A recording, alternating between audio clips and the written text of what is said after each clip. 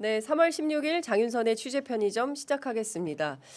이란 전쟁이 점입가병의 상태로 계속 가는 것 같습니다. 특히 호르무즈 해협에 청해부대 파병이 직접 진행이 되는 것이 아닌가라는 문제 제기도 계속 이어지고 있는데요. 관련해서 오늘은 국회 국방위 소속이십니다. 더불어민주당 김병주 의원님 모시고 자세한 말씀 여쭤보도록 하겠습니다. 어서 오십시오, 의원님. 네, 안녕하세요. 네, 네, 연일 많이 바쁘시죠? 네, 네, 네. 우선 이거 직접적인 거 전쟁 관련해서 여쭙기 전에 방금 전에 속보가 좀 들어와서요. 요것부터 좀 여쭤볼게요. 왜냐하면 의원님께서 그 윤석열 정권 시절에 관저 의혹에 관해서 네. 전문가시기 그렇죠. 때문에 여쭤보도록 네. 하겠습니다. 방금 전에 2차 종합특검 팀에서 관저 이전 의혹과 관련해서 국민의힘 윤한홍 의원에 대한 압수수색을 현재 진행 중에 있다라는 속보가 들어와 있습니다. 어떻게 봐야 될까요? 네, 사실 용산으로 대통령실을 졸속기전할 때 네. 그 이전 TF장이 윤한홍 의원이에요. 네. 그렇기 때문에 아마 김건희 특검에서 미진하는 걸 2차 종합특검에서 하잖아요. 네네. 그렇기 때문에 그런 여러 가지 간제 이전에 여러 가지 비리 의혹들이 많았지 않습니까? 네. 그런 것들을 수사하기 위해서 먼저 TF장에 대한 압수수색을 하는 걸로 보이는데 네. 저는 대통령 간제 이전에 대해서는 대대적인 수사를 해야 된다고 봐요. 지금 내란에 묻혀서 네. 이것이 지금 좀 소외시되고 있거든요. 예. 사실 그때 2달 만에 졸속 이전하면서 법적으로도 어긴 것이 많은 걸로 저는 알고 있고 예. 여러 가지 무리수를 너무 많이 떴잖아요. 그렇기 그렇죠. 때문에 대대적인 이런 수사가 필요하다라고 네. 보고 있습니다. 기본적으로는 이제 김건희 씨가 윤한홍 의원을 통해서 관저를 이전하고 그다음에 증축공사 할 때 그렇죠. 뭐 21g의 문제라든가 그 뭐 아무런 최소한의 어떤 자격을 갖추지 않은 업체가 어떻게 청와대 특히 대통령실 네. 그과 그다음에 이제 관저를 증축하거나 이전하는데 어떻게 이런 그 자격 미달의 업체가 들어가서 공사를 수주해서 할 수 있었냐 뭐 이런 그러니까요. 관련해서 이제 뭐 조사 수사도 계속 진행 중에 있는데 중요한 것은 윤한홍 의원이 그 속에서 어떤 역할을 했는지에 대해서 구체적으로 확인이 되면 좀 수사가 더 확전될 수도 있겠다라는 판단은 좀 드네요. 확대될 수 있겠다. 그렇죠. 그 당시 TF장을 했기 때문에 네. 여러 가지가 나오면은 그 당시 팀원들은 그 당시 보면은 김용현 지금 네. 전 국방부 장관도 그때 그 TF 경호처장이었죠. 경호처장은 인수위 시절엔 인수위 경호처장이 시절- 없으니까 네. 대통령실 이전에 관여가 됐고요. 네. 아마 부팀장 정도는 했던 것 같고요. 예. 그래서 그런 것들이 다 수사가 이루어져야 되는 거죠. 네, 네. 그렇군요. 하여간 지금 저희가 2차 종합특검이 이제 발족은 됐는데 수사가 어떻게 진행되나 했더니 내란과 별도로 이 관저 이전과 관련해서 김건희 특검 쪽에 조금 더 속도를 내나 이런 생각이 좀 들기도 하네요.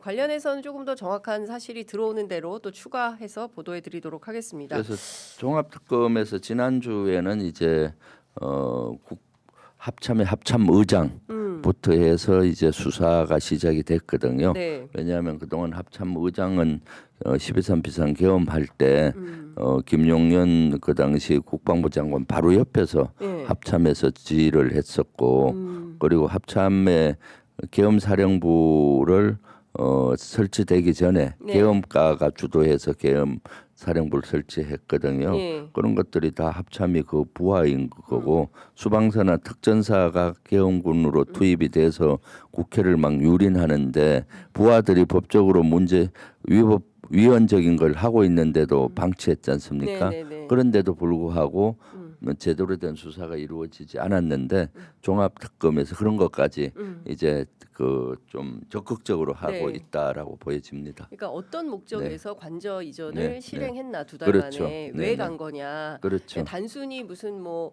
이를테면은 무슨 골프 연습장 네. 무슨 욕조 뭐 이런 그런 수준이 아니라 이 비상계엄 내란과 연동된 어떤 의혹까지 확실히 네. 밝혀낼 수 있을지 이제 네. 그게 중요한 관전 포인트가 아닌가 이렇게 말씀 주신 걸로 확인하겠습니다. 네. 자, 그리고 지금 벌써 중동 상황이 3주째로 접어들고 있습니다. 네. 예, 금방 끝낼 거다라고 했는데 결국에는 그 오히려 더 심각한 사태로 빠져들고 있고 사실상 세계 경제의 뭐라고 목줄이라고 해야 됩니까? 거기에 네. 해당하는 하르그 섬에 있는 군사 시설까지 타격을 하면서 네. 결국에는 전 세계가 이 전쟁에 빨려 들어가게 되는 상황에 놓이는 거 아닌가 이런 생각이 좀 드는데요.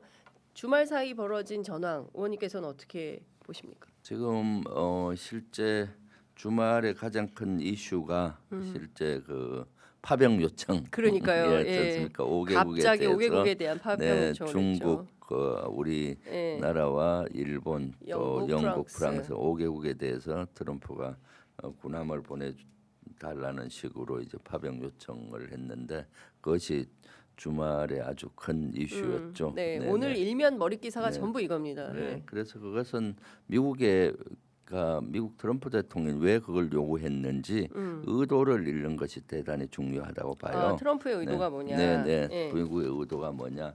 저는 세 가지로 봤거든요. 네. 첫 번째는 대의 명분을 축적하는 것이고, 예. 두 번째는 압박을 하는 것이고, 세 번째 이제 실질적인 파병 요청하는 것이다라고 보여요. 대의 명분은 실제 호르무즈 해협에서 봉쇄되고 하는 것은 자기들이 풀기 위해서 노력하는데 이것은 미국만의 문제가 아니라 세계 모두의 문제다. 특히 호르무즈 해협으로부터 원유를 수입하는 한국, 일본, 중국 너들도 여기에 참가해야 되지 않느냐. 네, 여러 원유 분 수입은 누구니까. 5개국만 있는 건 아니지 않습니까? 그렇죠. 그러니까 예.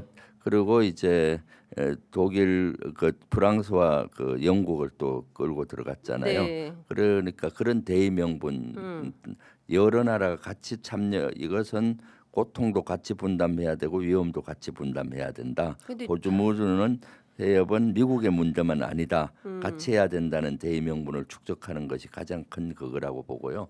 두 번째는 압박용으로 보여지는데 압박은 뭔가 하면 중국을 제일 먼저 언급했어요. 네. 사실 트럼프 머릿속에는 중국의 군함을 파견할 거라고 기대는 하지 않을 거예요.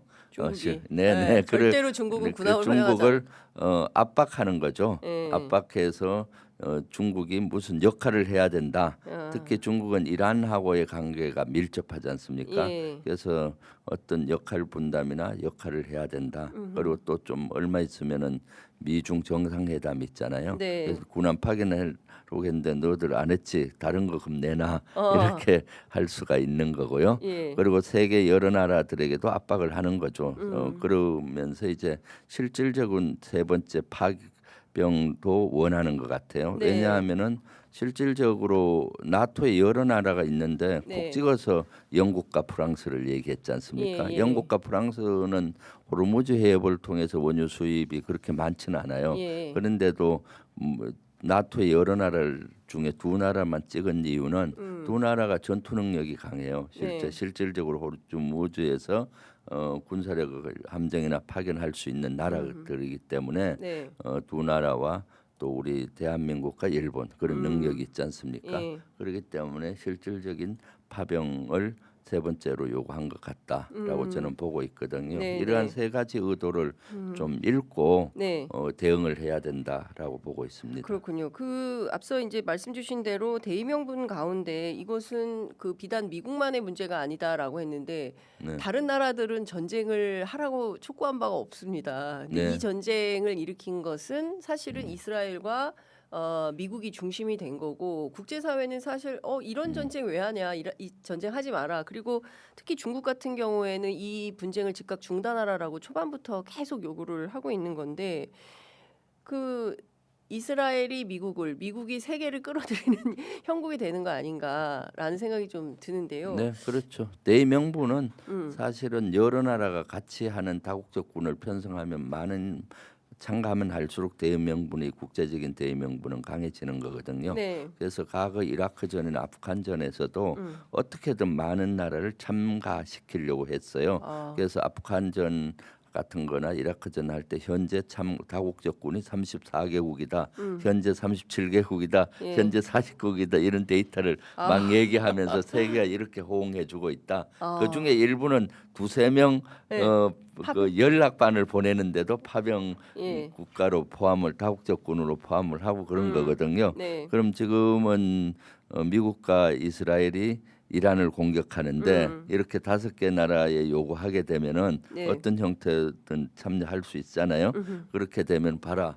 나토에 있는 나라로 또 참가하는 거고 아시아도 참가하고 중국도 하는 거 아니냐. 네. 뭐 이런 대의명분이 축적이 돼서 예. 나중에 종전으로 갔을 때 미국에게 유리한 여건을 만든 상태에서 종전을 할 수가 있는 전쟁을 끝낼 수 있는 여건이 되기 때문에 대의명분 축적이 저는 큰 부분이라고 봐요. 거기에 중국을 엮는 걸 딱 봤을 때. 네.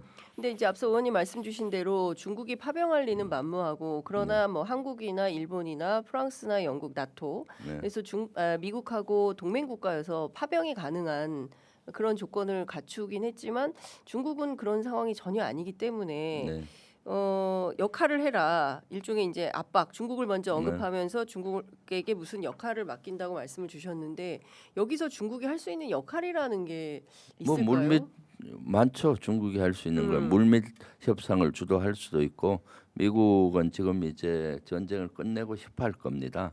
유리한 상황에서 이란은 아마 전쟁을 좀 더 끌고 가기를 원하고요. 이란은 그런 생각이 1도 없어 보입니다. 네, 예. 좀 더 끌고 가야만이 사실은 모스타파의 권력이 확고해져요.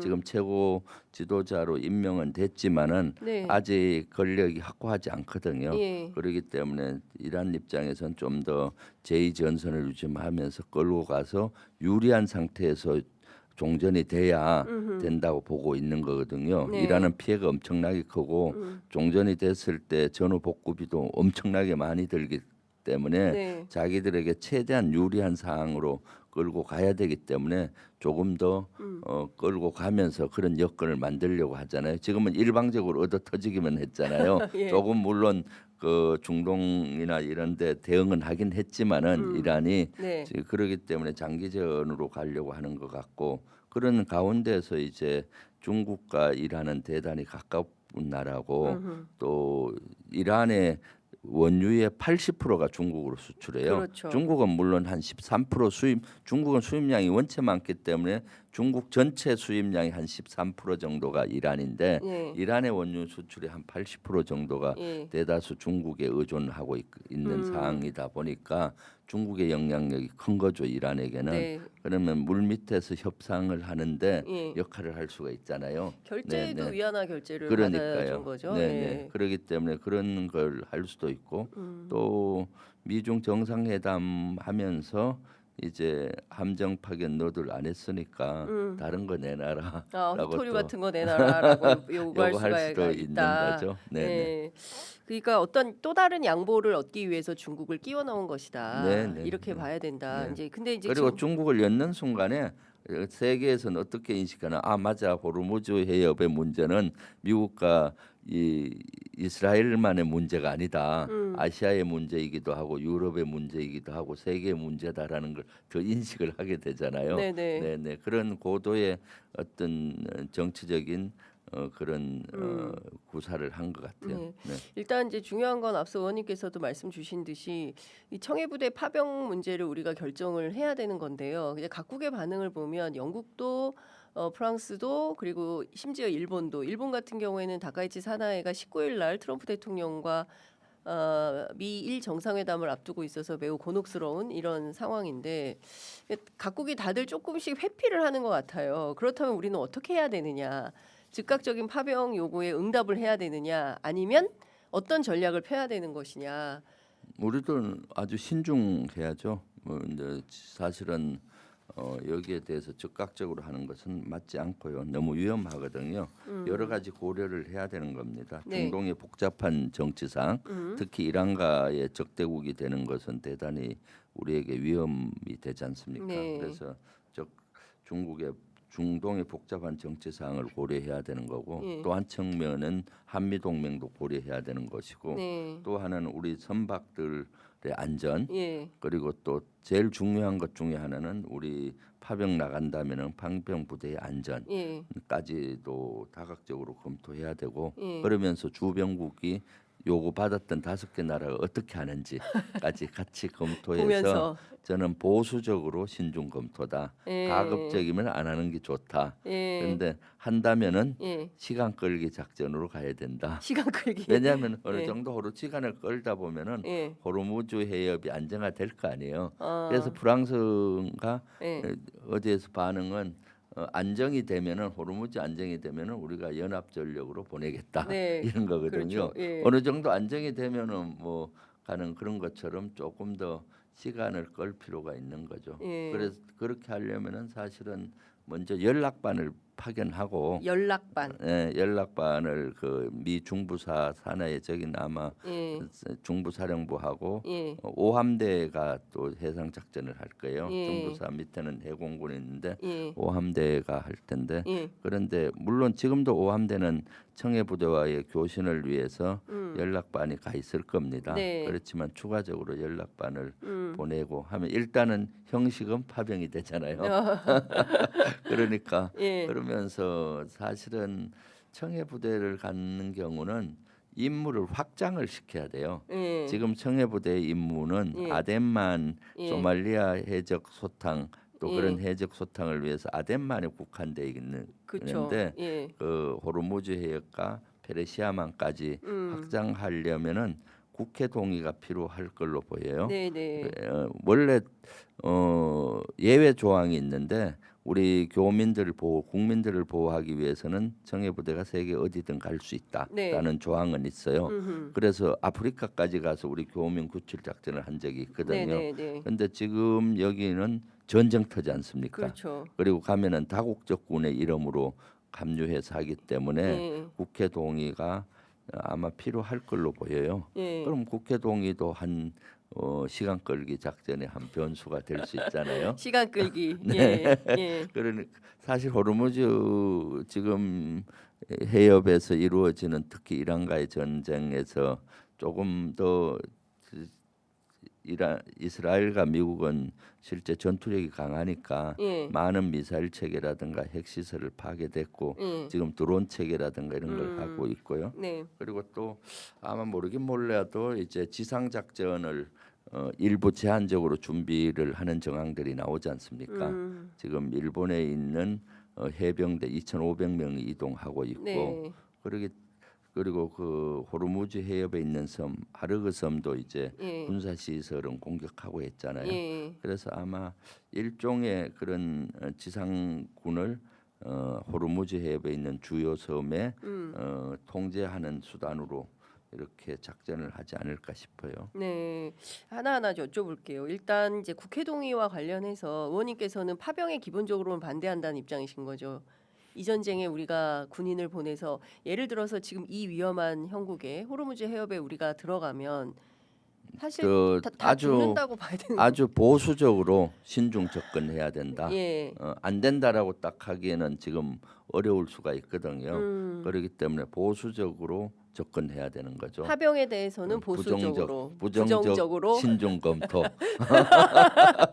안 상당히 된다는 이거는 왜냐하면 한미 동맹의 문제도 있고 예. 우리 상선의 보호도 있고 하기 예. 때문에 그 두부못자듯이 하기 어려워요. 그래서 보수적 신중 접근. 그래서 어제 청와대에서도 한미 간 협의하에 신중하게 검토하고 한다라고 네. 했잖아요. 예. 그런 언어 속에는 우리 정부의 이런 여러 가지 고뇌가 네. 있는 거죠. 그래서 그런 것들을 잘 고려하리라고 봅니다. 우리 네. 정부에서. 네. 기본적으로 의원님께서는 이제 청해부대의 경우에는 그 아덴만에서 소말리아 그 해적들을 소탕하는 임무를 받고 있는데 여기서 페르시아만까지 역할을 확장할 거냐 그럴 때는 국회 동의가 반드시 필요하다 하셨는데 그 이제 법적으로 네.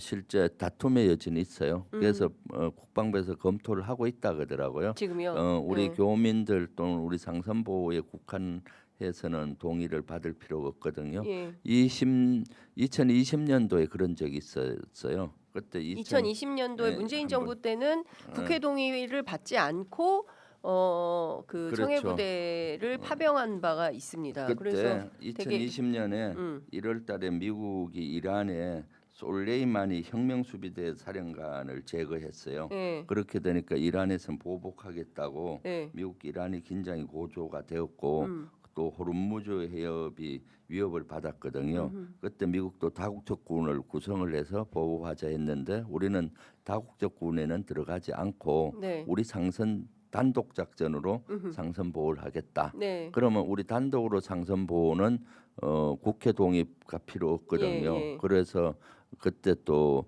이란을 의식해서 이란에게는 예, 우리는 그 참가하는데 예, 다국적 군으로 참가하는 게 아니라 우리 상선 보호를 만 위해서, 하기 위해서 한다. 예, 그래서 이란도 이해를 해줬어요. 예, 그래서 이란과 적국으로 가진 않았거든요. 음흠, 그래서 그때는 국회 동의가 필요 없었던 것이고 네, 검토했을 때 이번엔 저는 성격이 다르다고 봐요. 이번엔 전쟁터에 가는 거잖아요. 네, 그리고 만약에 파견을 한다면은 단독으로 상선 보호할 수가 없어요. 전쟁터이기 때문에 그렇잖아요. 예, 예, 여러 그렇죠. 정보를 같이 또 통합해야지 배 한 척 달랑 예, 가서 될 수 있는 문제가 아니면, 아니거든요. 예, 그리고 전쟁터에 가는 거기 때문에 국회 동의를 받아야 될 것 같아요. 저는. 아, 그리고 그것은 오히려 국익 차원에서도 음. 국회 동의를 받는 국내적 법 절차를 하게 되면은 시간을 또 만약에 파병을 결정한다고 하더라도 네, 시간을 더 벌 수가 있잖아요. 예, 예, 그러면은 우리에게는 더 유리할 수가 있기 때문에 이것은 법적으로 조금 더 검토해 봐야 되겠지만 네, 전 개인적으로 국회 동의가 필요한 사항이다라고 보여요. 예. 예. 지금 당장 우리가 6월 지방선거도 해야 되고 네. 국회가 매우 바쁘다.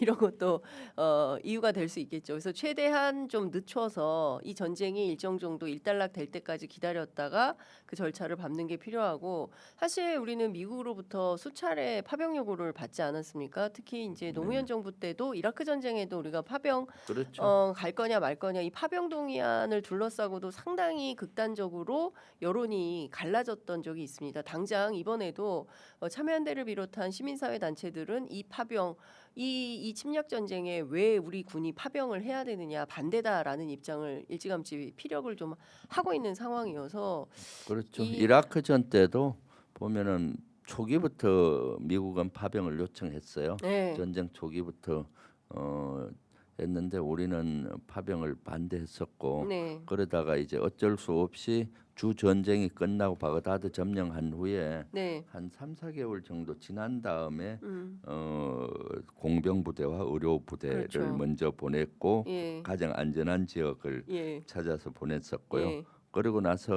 그리고 나서도 미국은 계속 전투 부대를 보내라라고 네, 전투병 요구를 파병을 했었죠. 계속 했었거든요. 예, 예. 그래서 좀 시간을 끌었죠. 그리고 그때도 나서 예, 한 1년 정도 지나고 나서 예, 이제 이라크가 어느 정도 안정화됐을 때 음, 그것도 가장 안전한 지역을 네, 선택해서 예, 사단 규모 사단도 뭐 사실은 사단이면 한 10,000명 정도 되는데 예, 축소된 사단 사령부하고 해서 예.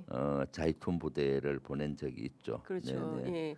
그러니까 지금도 우리한테 필요한 것은 이 전쟁에 그냥 뭐 물론 이제 다른 나라들도 다 우리와 비슷한 처지지만 끼고 싶지 않지 않습니까? 아 사실은. 그럼요. 예. 네네. 그리고 왜냐하면 너무 위험하지 않습니까? 지금 그리고 예. 이란하고도 파병 가는 순간에 적대국이 되는 거고 네. 또 우리 파병 가는 부대들도 지금 대단히 위험하고 그러긴 상황이기 때문에 보수적 신중 검토를 해야 되는 거죠. 그렇습니다. 네.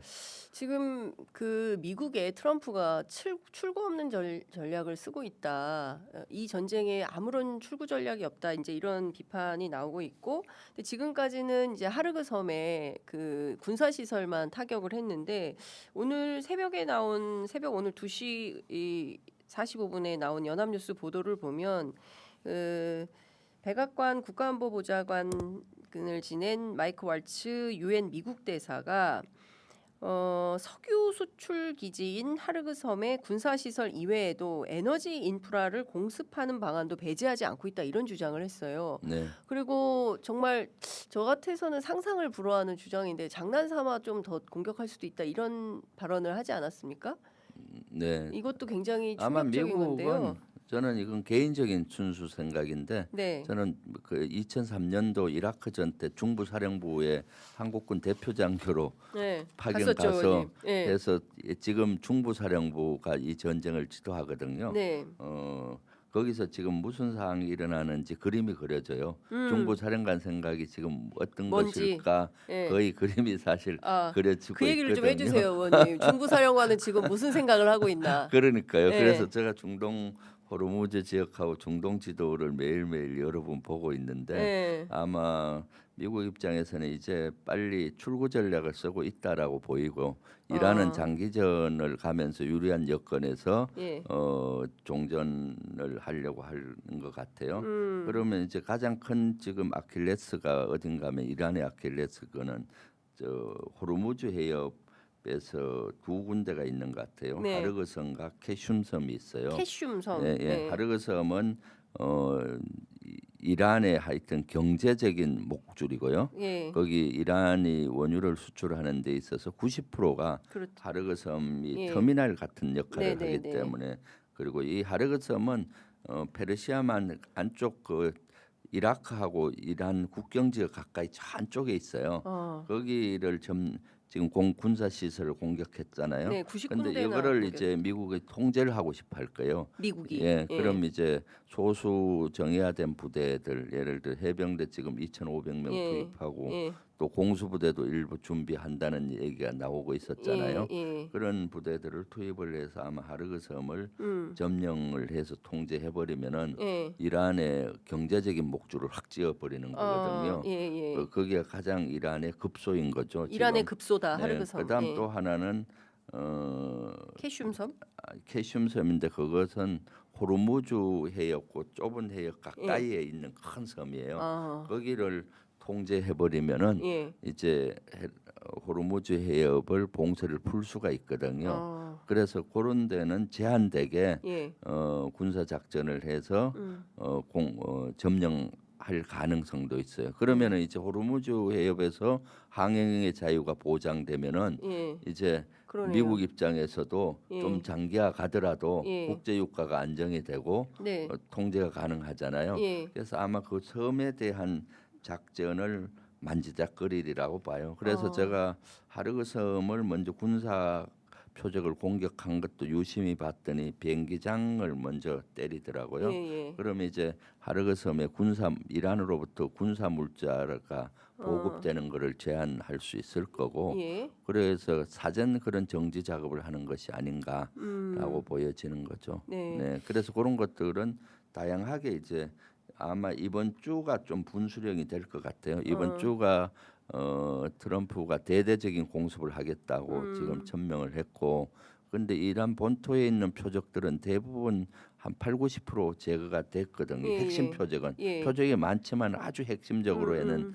핵시설이나 미사일 기지라든가 드론 기지라든가 또는 방공망이 그래서 이란의 공군은 어느 정도 무력화됐고 해군도 무력화됐고 하는데 이제 더 이번 주 집중적으로 해서 이란의 혁명수비대라든가 군사력 시설을 좀 더 무력화시킬 것이고 그런 사이에 시간을 벌어서 이제 해병 원정단 이런 네. 것들이 도착을 한다든가 하게 되면은 그런 것까지도 감수를 하지 않을까. 그렇군요. 여기에서 이란이 협상으로 나온다든가 종전으로 가면은 여기서 끝낼 수 있는데 지금 점점 장기화로 가는 것 같은 느낌이 들잖아요. 그러니까요. 네네. 예. 그래서 그런 다양한 작전을 고민하고 있을 거예요. 왜냐면 지상군을 이란의 본토 지역으로 투입하는 건 너무 무리가 크고요. 네네. 그러면 이건 완전 수렁에 빠지는 예, 것이고 예, 예. 또 그렇게 하려면 한 수십만 병력을 투입을 해야 예. 되는데 그 정도 준비가 되어 있지 않거든요. 아. 물론 이스라엘 지상군 같은 걸 또 투입하려고 예비로 준비는 할 수는 예, 있지만은 예. 그런 옵션은 너무나 위험하고 수렁에 빠지기 때문에 제한된 병력을 섬 같은데 아하. 이렇게 점령을 해서 예. 호르무즈 해협의 통행의 자유와 예. 이란의 경제적인 목줄을 딱 잡으면은 예. 이란은 이제 장기전으로 가기 어렵잖아요. 아. 그러면 이제 예. 협상장으로 나와서? 나와서 항복을 할 수가 있는 거죠. 지금 모스타파 같은 경우에는 이제 뭐 아버지를 포함해서 뭐 자기 아내, 딸, 뭐 매형, 뭐 전 가족이 자기 하나만 딱 살아남고 다 죽었기 때문에 그 시아파여서 사실상 이 순교의 논리로 지금 그 외세의 침입에 의해서 죽임 당한 이 스토리텔링이 되면서 이란 전체가 굉장히 격앙되어 있다. 그래서 절대로 이 전쟁이 쉽게 끝나지 않을 거다라고 하는데, 예를 들어서 의원님 말씀 주신 대로 하르그 섬하고 캐슘 섬이 미국의 의도대로 여기가 그 뭐 장악이 된다고 한들 이란이 이 전쟁을 멈출까라는 의심은 좀 듭니다. 오히려 그렇게 하려고 할 때 더 그 큰 희생이 있지 않을까. 그때는 미군의 희생, 여기에 참전하는 국가의 희생 이런 게 불가피한 거 아닌가라는 생각도 좀 드는데 어떻게 뭐 보세요? 그럴 수 있죠. 지금 이란은 사실 맞으면 맞을수록 강해지는 구조예요. 맞으면 맞을수록 예, 때리면 왜냐하면 때릴수록 더. 때리면 때릴수록 이란은 강해지는 구조인데 미국은 늘 그런 걸 이해를 못하는 것 같습니다. 네. 단지 물리력이 파괴되면은 손을 들 것이다 생각하는 거죠. 군사력. 그래서 군사력은 파괴돼서 무력화되더라도 이슬람교 자체는 뭔가 하면은 외세가 공격해 오면은 외세는 이란의 적으로 다 보거든요. 네. 그렇기 때문에 여기에 결사항전을 해서 성전으로 생각을 하고 이 전쟁에서 죽으면은 이제 성스럽게 죽는다라는 네. 생각을 하기 때문에 이슬람 특히 이란은 지금 신정 일치 체계로 40년 이상 유지했잖아요. 네, 그래서 네, 네. 그게 아주 강해요. 그동안은 이란의 반정부 시위가 일어났는데 그 이스라엘과 이란이 미국이 공격하는 순간 이것은 하나로 뭉쳐지는 거예요. 외세에 대응해야 된다. 예. 미국적 사고로는 실제 지도부를 제거했으니까 봉기가 일어날 할 거다. 것이다라고 완전 틀렸죠. 오판한 생각하는데 거죠. 그건 오판인 거죠. 예, 실제 외세가 들어오는 것은 우리의 적이다. 그렇죠. 일단 막아야 되는 예. 데서 똘똘 뭉쳐 있는 예, 거거든요. 예. 그래서 맞으면 맞을수록 정신력이 강해지고 이란 국민 하나 한 분 하나 이란 국민 전체가 네.